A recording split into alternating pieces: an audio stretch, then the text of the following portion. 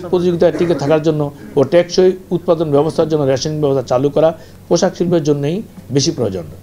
একটি সাধারণ হিসেবে দেখা যায়, একজন শ্রমিক যদি মাছ, মাংস, দুধ, ডিম, ছানা, মাখন, ফলমূল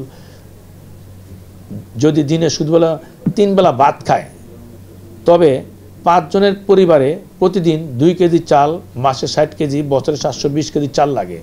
চালের দাম 10 টাকা বৃদ্ধি বলে তাদের খরচ বছরে বেড়ে যায় 7,200 টাকা। আর চালের দাম 20 টাকা বাড়লে 14,400 টাকা বছরে বেড়ে যায়।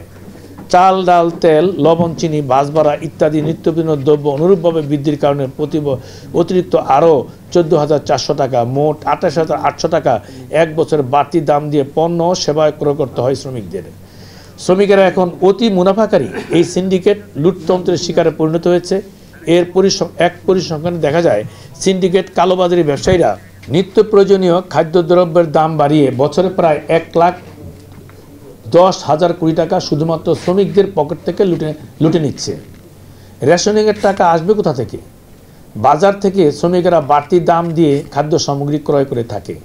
তাই প্রাথমিক পর্যায়ে গার্মেন্টস শ্রমিক পরিবারকে 30 কেজি চাল, 20 কেজি আটা, 5 কেজি ডাল, 5 কেজি চিনি, 5 লিটার তেল, 1 ডজন সাবান, যাদের শিশু সন্তান আছে তাদের জন্য শিশু খাদ্য রেশনিংয়ের মধ্যে স্বল্প মূল্যে প্রদান করলে 40 লাখ গার্মেন্টস শ্রমিক, এটা গার্মেন্টস হবে, গার্মেন্টস শ্রমিকের জন্য মাসে এটা হবে 10,000 মাসে 1,000 কোটি, বছরে 10,800 কোটি টাকা ব্যয় হওয়ার কথা।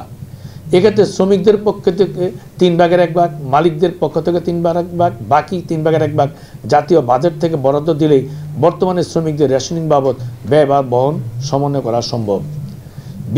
বিকেএমই সূত্রে জানা যায়, রপ্তানিতে উৎস কর হিসাবে প্রদেয় 3%, যার পরিমাণ দাঁড়ায় 10,500 কোটি টাকা বছরে।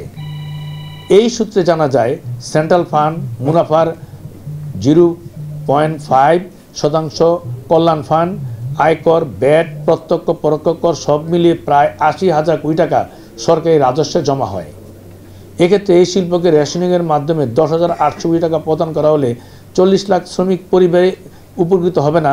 এর সাথে মুদি দোকান, হোটেল, রেস্তোরাঁ, বিকাশ, রিক্সা, ভ্যান, হকার, পরিবহন, ব্যাংক, বিমা প্রতিষ্ঠানগুলো বিভিন্নভাবে প্রায় 4 কোটি লোক উপকৃত হবে।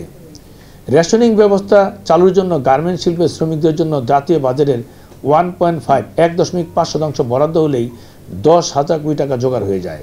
পরিবহন, নৌ পরিবহন, মোটর মেকানিক, আউটসোর্সিং শ্রমিক কর্মচারী, অ্যাপস ড্রাইভিং, রিরোলিং, হোটেল, রেস্তোরাঁ, পর্যটন প্রতিষ্ঠানের সকল শ্রমিকদের জন্য জাতীয় বাজেটে শুধুমাত্র 10% বা টাকার অঙ্কে 70,000 কোটি টাকা বরাদ্দ রাখা হলে প্রাতিষ্ঠানিক বা অপ্রাতিষ্ঠানিক খাতে সকল শ্রমিকের জন্য রেশনিং ব্যবস্থা চালুর মাধ্যমে খাদ্য নিরাপত্তা প্রদান করা সম্ভব। শ্রমিকদের যত বেশি সুযোগ সুবিধা, মৌলিক অধিকারগুলো প্রদান করা হবে, উৎপাদনের শ্রমিক আরও ভালো ভূমিকা রাখতে উৎসাহিত হবে এবং উৎপাদনের লক্ষ্যমাত্রা বেড়ে যাবে। অন্যদিকে বিদেশি বিনিয়োগ বৃদ্ধি পাবে।